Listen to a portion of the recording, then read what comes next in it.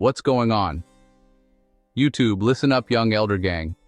This is Ted Strokes at you with another banger. Please make sure you like, subscribe, and share this video. Fam, I hope this video get at least 100,000 likes in this video. You will find history definitions, scripture information, and best of all, what we Americans have been deprived of from the beginning. The truth, keep in mind. This content used in this video is intended for entertainment, educational, and informational purposes only. We will give you the total truth as we best understand it today. Be sure to hit that like button, young elder gang. Hit that subscribe button. If you're new to the channel, hit that bell, and don't forget to check back with us every day for new content. There is said to be an abuse of process when an adversary, through the malicious and unfounded use of some regular legal proceeding, obtains some advantage over his opponent. Wharton. Employment of process for doing an act clearly outside authority conveyed by express terms of writ. Holding of accused incommunicado before complying with warrant requiring accused to be taken before magistrate. Warrant of arrest to coerce debtor. A malicious abuse of legal process occurs where the party employs it for some unlawful object, not the purpose which it is intended by the law to effect. In other words, a perversion of it. Abuse of process is the intentional misuse of legal procedures for an improper purpose, such as to cause harm or gain an unfair advantage, rather than to achieve the proper legal outcome.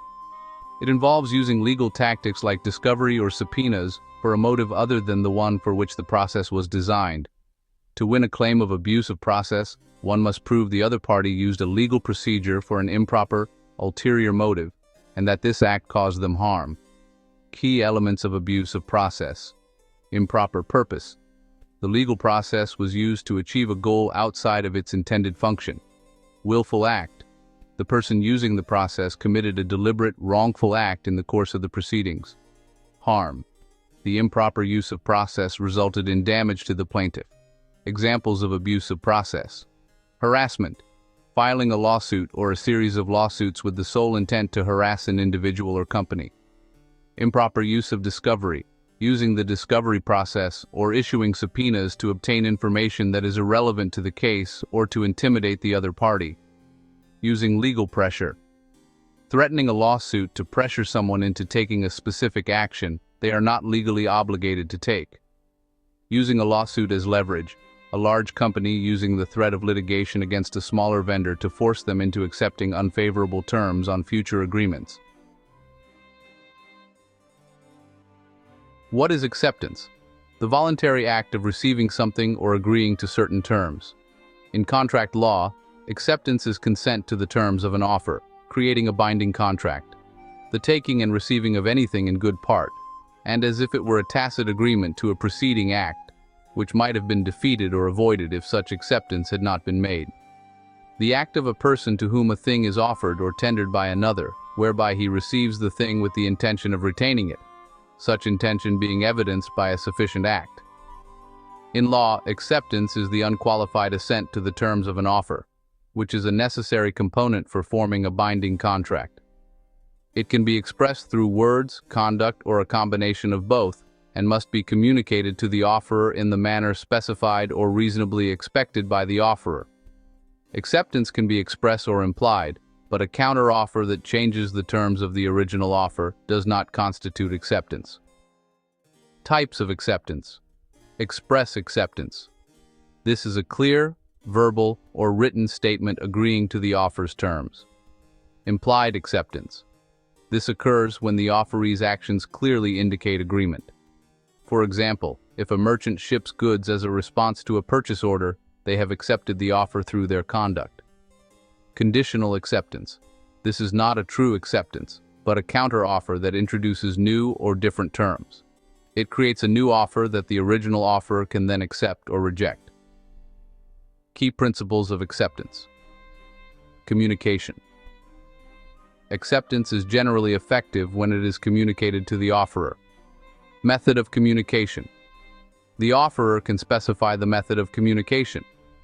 If they do, acceptance sent in a different way may not be valid, unless it is a reasonable alternative. The postal rule. In some jurisdictions, acceptance is effective when the letter is properly addressed and mailed, not when it is received. However, the offerer can exclude this rule by specifying that acceptance is only valid upon receipt. Silence is not acceptance.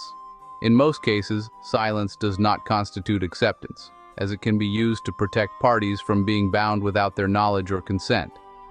There are exceptions, such as when a previous course of dealing or a specific agreement establishes that silence can be interpreted as acceptance. How it forms a contract. For a contract to be legally binding, both parties must have reached a mutual agreement. Acceptance is the offeree's clear and unambiguous agreement to the offer's terms.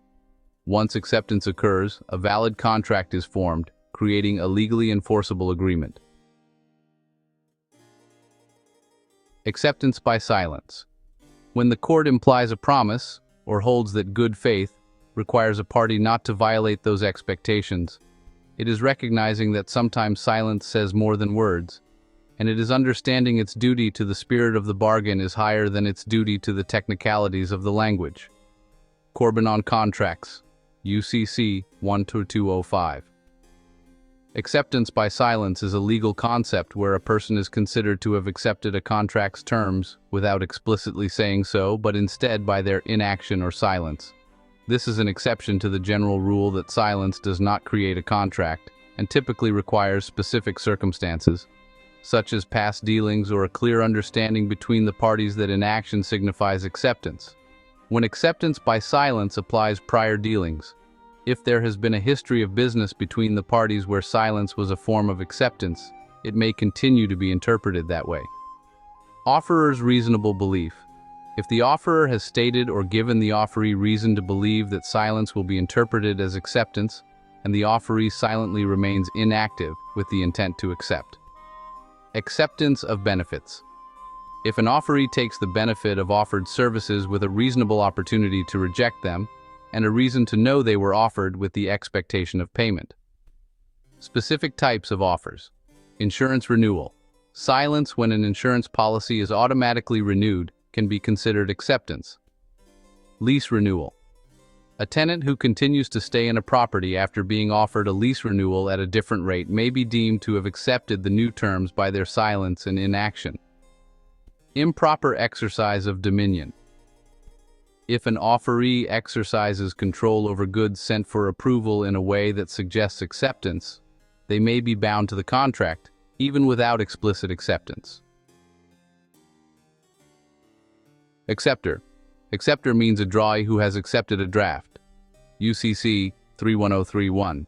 The person who accepts a bill of exchange, generally the drawee, or who engages to be primarily responsible for its payment.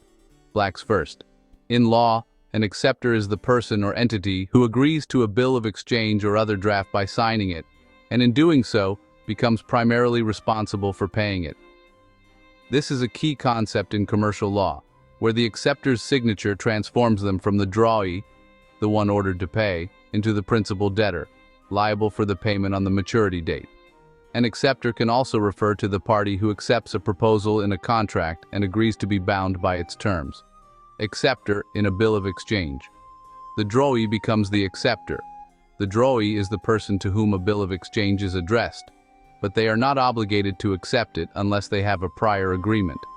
By signing the bill, the drawee becomes the acceptor and assumes primary liability. Primary liability. The acceptor is the principal debtor and is primarily liable for the payment of the bill. Their obligation to pay is owed to the holder of the draft, or to the drawer or endorser who has already paid it. Obligation to pay. The acceptor is obligated to pay the draft according to its terms at the time of acceptance. Example, a business issues a bill of exchange to a supplier. The supplier signs the bill, becoming the acceptor, and agrees to pay the specified amount on the due date. Acceptor in a contract. Accepting a proposal. In a broader legal context, an acceptor can be the party to whom a proposal is made and who signifies their assent to it. By accepting, they become bound by the promise or terms of the proposal. Example, in an international trade scenario, an importer agrees to pay for goods received at a later date, making the importer the acceptor and legally obligating them to make the payment. Accommodation. An arrangement or engagement made as a favor to another, not upon a consideration received. Something done to oblige, usually spoken of a loan of money or commercial paper. Also, a friendly agreement or composition of differences. The word implies no consideration. While a party's intent may be to aid a maker of a note by lending his credit, if he seeks to accomplish thereby legitimate objectives of his own, and not simply to aid maker, the act is not for accommodation. In law, accommodation primarily refers to reasonable accommodations required for individuals with disabilities to ensure equal opportunity and enjoyment of rights, such as in employment and public services. It can also refer to an accommodation party in a financial context, who signs a loan to guarantee it for another, and in the context of land rights, where a mineral estate owner must not unnecessarily interfere with a surface owner's use. In employment law, definition: modifications to a job application process, work environment, or the way a job is performed to enable a qualified individual with a disability to perform essential job functions, apply for a position, or enjoy equal benefits of employment. Examples: this can include physical changes like installing an elevator, job restructuring, providing modified work schedules, acquiring special equipment, or adjusting policies and exams. Legal basis: the Americans with Disabilities Act, ADA, in the U.S., requires employers to provide reasonable accommodations for employees with disabilities, provided it does not cause an undue hardship. In financial and contract law. Definition: an accommodation party is someone who signs a financial instrument, such as a promissory note, to help another party, the accommodated party, secure a loan or credit. Liability: the accommodation party's signature acts as a guarantee. They are not the primary beneficiary, but become liable if the accommodated party defaults. In property and land law. Definition: the accommodation doctrine requires a mineral estate owner to exercise their rights in a way that does not unreasonably interfere with the rights of the surface owner. Examples: a mineral owner must adjust the height of their equipment if it conflicts with the surface owner's existing use, such as a farmer's irrigation system. In other contexts, public accommodations. The term can also refer to access to places and services open to the public, as protected by civil rights laws like the Civil Rights Act of 1964. Disability claims. In personal injury cases, an accommodation claim may seek additional funds for an injured person to purchase suitable housing. Accommodation party. One who signs commercial paper in any capacity for purpose of lending his name, i.e., credit, to another party to instrument. Such party is a surety. Black's 6th, UCC 3-419. An accommodation party in law is a person who signs a legal instrument, like a promissory note, to help another party, the accommodated party, get a loan or credit, acting as a cosigner or guarantor without receiving any direct financial benefit. The accommodation party becomes secondarily liable and agrees to pay the debt if the accommodated party defaults. Key characteristics of an accommodation party. Purpose: to lend their name and credit to the principal debtor to help them secure financing. Benefit: they do not receive any direct financial benefit from the transaction. Liability: they are liable for the instrument's payment in the capacity in which they sign, e.g., as a co-maker or endorser. Default: if the accommodated party fails to pay, the accommodation party becomes obligated to pay the other parties on the instrument. Relationship: they are essentially acting as a surety or guarantor, often for a friend or family member.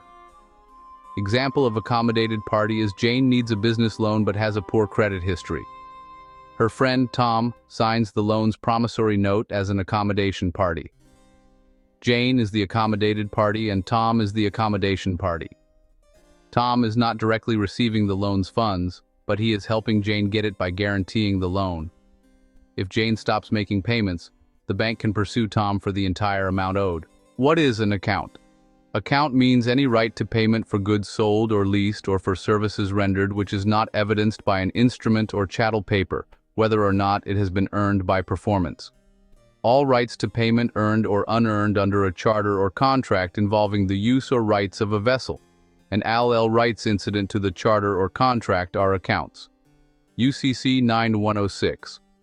A legal account can refer to a consumer bank account, like a demand or savings account, a right to payment for goods or services, under the Uniform Commercial Code, or a financial ledger or record of transactions. The precise definition depends on the specific legal context, such as banking law, contract law, or general accounting. Types of accounts in a legal context. For consumer protection. In consumer law, an account often refers to a deposit account, demand, savings, etc., held by a financial institution for a consumer's personal, family, or household use. For commercial transactions, under the Uniform Commercial Code, an account is defined as a right to payment for money owed for property sold, leased, or services rendered. It's a broad definition that covers many commercial debts. For financial and bookkeeping, legally, an account can simply mean a record of financial transactions, such as a statement of debits and credits showing a balance, or a sum of money deposited in a bank. For contracts, in contracts, an account can be a general term for a financial ledger or a right to payment, as defined in the Uniform Commercial Code. Key takeaways. The term account has a broad legal meaning that varies depending on the context. Common legal uses include personal financial accounts, commercial rights to payment, and financial ledgers.